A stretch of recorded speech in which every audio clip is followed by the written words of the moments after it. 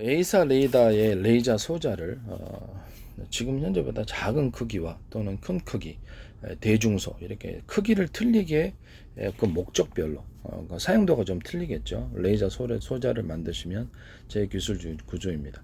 그리고 레이저 소자에 좀 강력하게 공격을 해야 될 땐 전력을 강하게 주고 나머지는 전력선을 일반적으로 주고 있어요. 서로 차별화시켜서 전력을 공급을 하시면 그것도 제 방식이 되겠습니다. 이건 TV에서 화소수를 결정할 때 고화질 TV 같은 데서도 화소를 만드시잖아요. 그때도 이렇게 서로 틀리게 화소를 넣으셨을 경우에 그것도 제 기술 구조가 됩니다. 보다 화질이 선명하게 됩니다. 서로 융합 현상을 인해서 좀 화종이 굉장히 밝다 그러나 이렇게 화소수에 있어서 서로 틀리게 화소를 대중소다 크기를 틀리게 넣는다는 거죠. TV 화소 만들 때 그렇게 만드시면 제 기술 고조가 되겠습니다. 그리고 TV에 이제 뭐라 그럴까 주사선 이렇게 만드는 그런 것을 한 개가 아니라 여러 개를 도와주고 보다 이렇게 화질을 좋게 만드는 그런 기술 구조도 제 기술 구조가 되겠습니다. 또는 거기에 이제 빛을 갖다가 풍성하게 만들게 하기 위해서 반사판들을 많이 둬가지고 빛을 증폭시키는 그런 형태의 것인데 또는 금속체 반사판이 안에 오목한 홈 같은 것이 파여져 있어가지고 좀 더 빛을 증폭시키는 그런 기술 구조를 가지시면 제 기술 구조가 되겠습니다. 혹시 조명 방식이 램프 방식이 혹시 들어간다 하면은 램프가 뭐 들어갈 수도 있죠, 조명으로. 그래서 그때도 서로 조명을 이렇게 사이즈를 틀린 것 대중소 이런 식으로 들어가가지고 빛을 보다 풍성을 이렇게 그 모든 만물은 서로 평균하고자 이론을 따라서 제 이론입니다. 이것을 서로 사이즈가 틀린 빛을 갖다가 같이 이렇게 해놨을 때 빛이 강하게 융합하는 현상을 인해서 빛이 밝게 됩니다. 조명이다 그러면 LED 조명 같은 게 요새 이렇게 나오잖아요. LED 조명 아니더라도 이렇게 조명의 사이즈를 서로 대중소 틀리게 만들면 빛의 강한 융합 현상으로 집안이 훨씬 밝아집니다.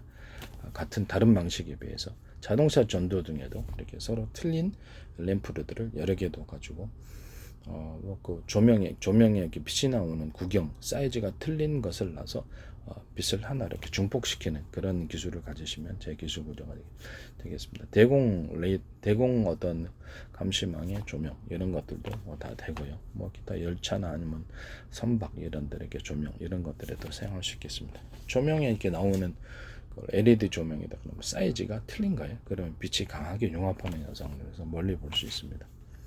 또 어떤 것은 그냥 양쪽에 사이즈가 틀린 것을 통로를 개척할 목적으로 해서 빛이 이렇게 가고 가운데는 이제 진짜 구경이 크군 전력을 주고 빛이 나오는 그게 사이즈가 틀리다는 거죠. 구경이 거기다 진짜 전력을 많이 주고 빛은 이제 전력을 차등해서 주는 거죠. 그러면 공간 중에 개척하는 그 통로가 개척하는 현상과 더불어서 서로가 부목 현상, 서로를 의지하게 되고 이렇게 가운데 빛이 다른 쪽으로 분산되지 않으면서 멀리 직진합니다.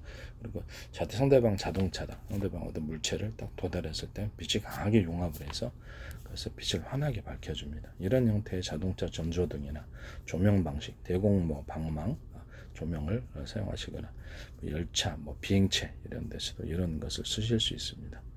그리고 안에 이제 조명에 램프가 있다 그러면 조명의 램프를 각도를 조절해 가지고 넓게 펼칠 수도 있고 직진으로 해서 직선으로 쭉 빛이 나가게 하거나 각도를 조절해서 옆으로 퍼지게 하거나 해서 여러 가지 목표로 조명의 램프를 각도를 조절해서 이렇게 다양도로 사용할 수 있게 만든 그것도 제게 필요할 때가 있어요. 그것도 제 기술 구조가 되겠습니다. 그리고 A사 레이더 같은 데에서 쓸 수 있는 전원 공급 방식인데, 그 어떤 제 방식에 전원 공급기가 있고요. 그 다음에 여기에 각 필요한 A사 레이더에 필요한 부품에 필요한 전력만을 공급하는 방식. 가령, 그 하나의 전선 피복 간에 서로 굵기가 똑같은 구리선이다 했을 때 구리선의 숫자를 1개, 2개, 3개, 5개, 10개 이렇게 막 있지 않습니까? 이게 20개. 그러면 그 개수를 따라서 전력량을 필요한 부품에게 어떤 데는 2개, 어떤 데는 4개, 어떤 데는 5개, 어떤 데는 10개 이런 식으로 차등해서 전력을 공급하는 전원 공급기 방식을 만드시면 제 기술 구조가 되겠습니다. 그 안에는 제 방식이 어떤 금속 배터리 이것도 사용될 수 있겠죠. 금속 배터리가 금속판에 일단은 이런 금속판에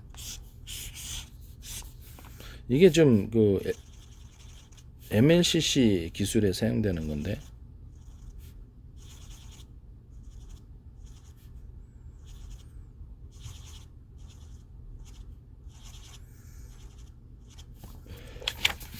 이런 형식으로 금속판에 구리 알갱이 같은 것 이것도 금속판도 구리면 좋겠죠.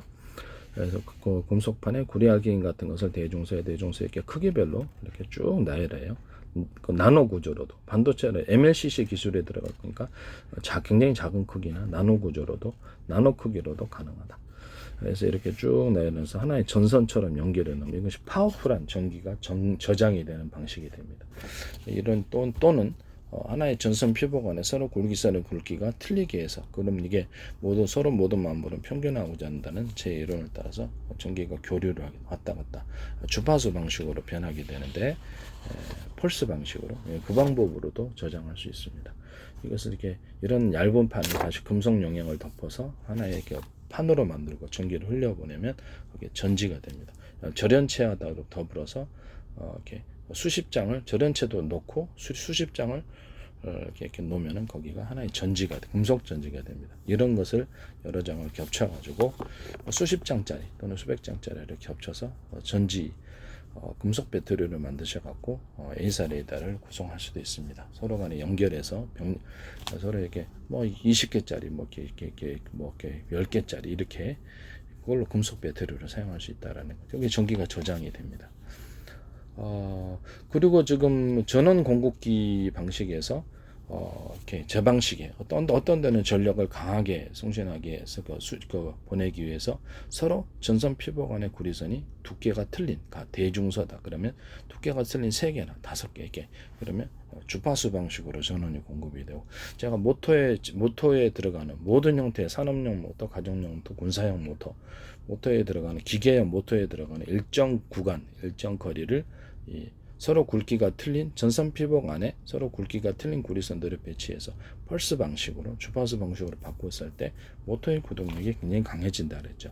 이런 식으로 전원을 공급하셔도 제 A사 레이더에서 제 기술 구조입니다. 그다음에 모터에 들어가는 감기는선은 서로 굵기가 틀린 구리선들이 들어갑니다. 서로 굵기가 똑같은 구리선이 들어가더라도 이런 방식으로 들어갈 수도 있죠. 이렇게 해서 일종의 카페시타 이런 형태의 구리선들을 만들어서 카페시타 형태를 만들고 이게 이제 점들이 구리선의 두께가 두꺼운 거로 여기서 전기가 축적되고 증폭되는 구조를 가집니다. 이런 전기선 만드시거나 이런 반도체로 만드셔도 제 기술 구조가 되겠습니다. 광섬유선도 이런 식으로 만들면 신호가 증폭되거나 또 동축 케이블도 지금 현재보다 좀 얇은 구조로 만들었을 때 전기선은 발열 때문에 두터워야 되고 통신선은 그렇지 얇을수록 좋다고 제가 말씀을 드렸죠. 이것도 지식입니다. 제가 발견해낸 지식인데 이것을 현재보다 동축 케이블보다 얇게 만드는 거죠. 심지어는 머리카락보다 얇게 더 만들 수도 있다. 그 회사별로 하나의 동축 케이블 안에 기존에 1개 들어가던 게 5개, 10개 들어가면 경제적으로 이득이 크죠. 이런 식으로 만드시면 제 기술 구조입니다. 통신선으로 사용할 때 서로 구리선의 굵기를 전선 피복 안에 대중소 사이즈 두께를 틀리게 만들어서 펄스 방식, 주파수 방식으로 바꿔서 유선으로 전파 방식, 주파 방식 멀리 송전하는 이런 구조도 제가 전 세계 처음으로 만들었습니다. 그래서 이것을 말씀을 드립니다. 그런 방식을 사용하시면 안 됩니다. 남의 기술을 함부로 도둑질에 사용하여서는 안 된다는 뜻입니다. 저건 제가 만든 것입니다. 어떤 누구하고도 기술 협의를 한 적이 없고 제가 기술 발표한 거 YTN 같은 데서 막 그게 제 기술이 왕창 나오는데 플라스틱 창문을 얘기했더니 거기서 곧바로 그냥 기존 창문에다가 플라스틱을 하나 판을 덮어쳐가지고 플라스틱 창문 만드시. 진짜 어이가 없었어요. 네. 제 기술이 여기 왕창 들어가 있습니다. 제 기술 여기서 발표한 모든 기술이 거기 다 들어가 있어요. 웬만한 큰 기술이 다 들어가 있습니다. YTN 보도에 이렇게 내가 그래서 그 부분을 동영상으로 제작해서 이 제 기술이다라고 제가 말씀을 드렸던 부분이라는 것을 말씀드립니다. 저는 개인적으로 소송할 수가 없어요. 개인이 소송해봤자 좀 한계가 있다고 생각하고요. 그래서 저한테 기술 사신 분들이 소송하시는 그런 방법을 택할 거라는 것, 기도로 재판을 구하고 있습니다. 그다음에 어쨌든 저 그 모터에 들어가는 구리선을, 모터에 감기는 구리선을, 굵기를 이렇게 안에 동그랗거나 네모나게 일정 구간을 두껍게 만들어서 이것을 감안하면 파워가 굉장히 세집니다. 이런 방식의 모터를 만드시고, 그 모터에 들어가는 연구 자석도 서로 두께가 동일하다 할지라도 여러 겹의 연구 자석, 또는 두께가 틀린 게 더 좋아요. 그럼 이게 대중소다 두께가 틀린 연구 자석들을 여러 겹으로 겹쳐서 하면은 파워가 전적인 모터 파워가 좋아집니다. 그렇게 하시면 제 기술 구조입니다. 그럼 모터 회전축에 대나무 매듭 구조, 마디 구조처럼 일정 부분을 두껍게 만들어서 파워가 증진하게 만든 그런 대나무 매듭 구조의 형태를 만드셔도 제 기술 구조가 되겠습니다. 또는 이렇게 밴딩형 톱니바퀴 아시죠? 톱니바퀴가 이렇게 들어가고 거기다가 이렇게 원통식으로 해서 같이 안 해도 이것도 톱니바퀴고 이것도 톱니바퀴 맞물려서 들어가는 변형된 형태의 제가 만든 겁니다. 변형된 형태의 대나무 매듭 구조, 마디 구조가 되시면 회전축을 강하게 파워 있게 돌리고, 특히 회전축의 끝부분, 회전축의 끝부분을 이렇게 돌리는데 자동차 회전축이다, 헬리콥터다, 또는 드론이다 회전축을 돌렸을 때 약간 스크류 구조처럼 일정 구간을 스크류 구조 아시죠? 스크류 구조라고 하면은 스크류 구조 모르십니까? 네, 스크류 구조 아시죠? 여기 있었는데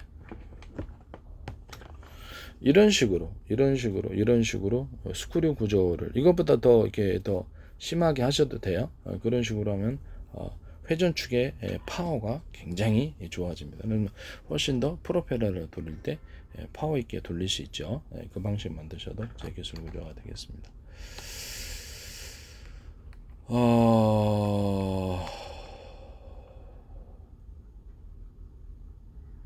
액정 패널의 어떤 TV 화소수를 크기별로 대중소로 해갖고 사이즈가 틀리게 들어간다는 겁니다.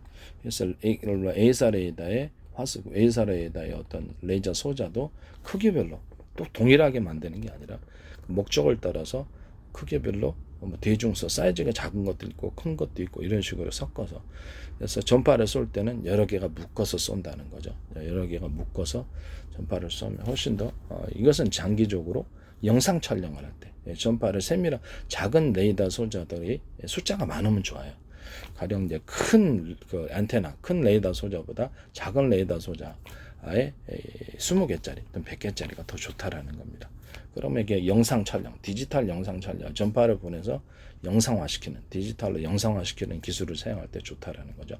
작은 일종의 레이저 소자를 만들어서 전파를 세밀하게 쏘면 멀리까지 영상 촬영을 해서 앞으로 이렇게 에이사 레이더가 영상 촬영식으로 해서 디지털 화면화되어서 그것을 볼 수 있습니다. 그런 식으로 이제 기술이 가기 위해서 레이더 소자를 아주 최대한 자잘하게, 작게, 또는 대중소, 또는 어떤 것은 크게, 그래서 목적별로 큰 전력을 사용할 때는 거기 이제 전력을 틀리게, 큰 거에는 전력을 강하게 주고 짜잘한 것들은 그냥 일반적으로 주고, 그래서 그것이 여러 개의 전파를 만들어낼 때 그렇죠, 하나의 전파 형식으로 여러 개를 합쳐서 만드는 그런 구조가 되겠습니다. 그런 에이사 레이더 만드시면 제 기술 구조가 되겠습니다.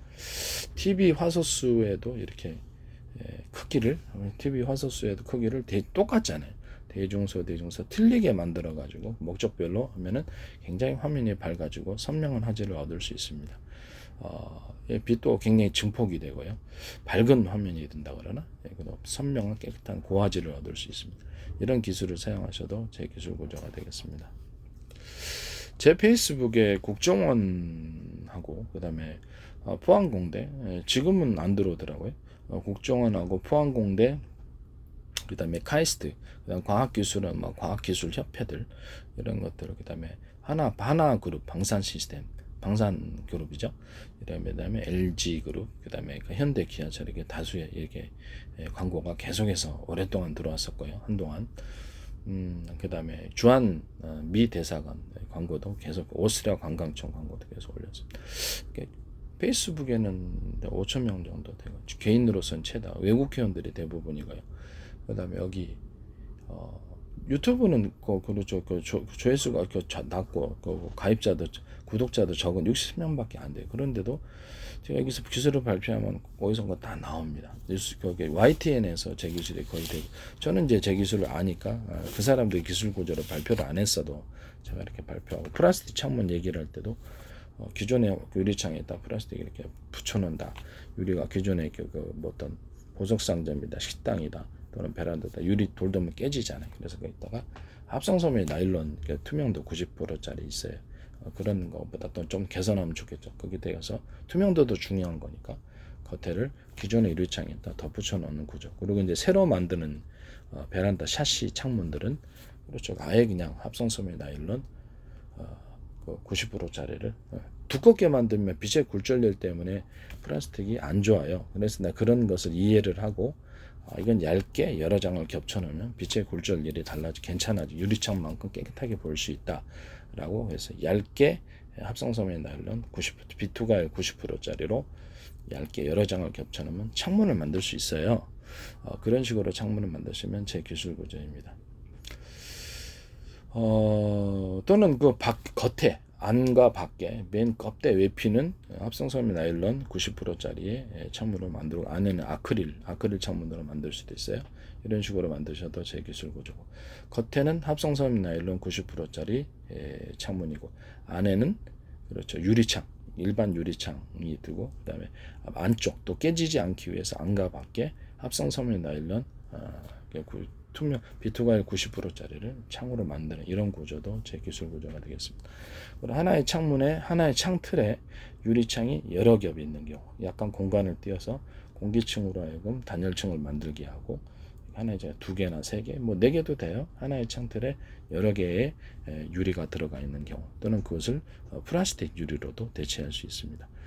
그 다음에 플라스틱 유리에 돌가루를 넣어가지고 각종 형형색색의 천연 돌가루 같은 것을 넣거나 형형색색의 아트적인 그림 또는 아트적인 모양을 넣고 또 형형색색의 금색 금속가루 메탈 소재도 있잖아요. 금 소재도 있고 그래서 이런 금속 소재나 플라스틱을 갖다 염색을 시켜가지고 그래서 아트적인 창문으로 만들어 놓을 수 있어요. 또는 그것을 아트월로 만들어 놓거나 그것을 식탁에 까는 유리 깔잖아요. 그걸 대신해서 합성섬유 나일론 90%짜리로 해서 딱 그것을 놓거나 아크릴로 해도 되는데 아크릴이 깨지기가 쉽잖아요. 그래서 합성섬유 나일론 90%짜리로 유리판을 대신하고 그것을 여기다가도 형형색색의 아름다운 아트적인 예술적인 돌가루를 배치하거나 그림 형태 이런 것들을 다 만들어 놓을 수 있다. 그렇게 만드시면 제 기술 구조가 되겠습니다. 이거 아트홀로도 되고 다양하게 사용할 수 있을 것 같아요.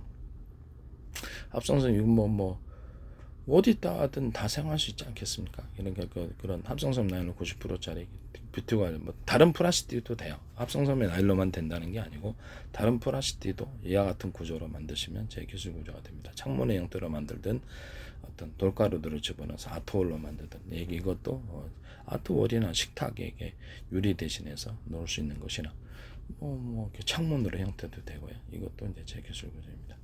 그 다음에 아파트 베란다에 바로 그 창문에 바로 뒤에 딱 붙여가지고 레일 형식으로 합성섬유 나일론 B2가일 90%든 아니면 플라스틱 다른 창문으로 해가지고 석유화학계열의 이것을 레일 형식으로 유리문을 만들어 갖고 단열을 중심으로 한 그런 것을 만드셔도 제 기술 구조입니다.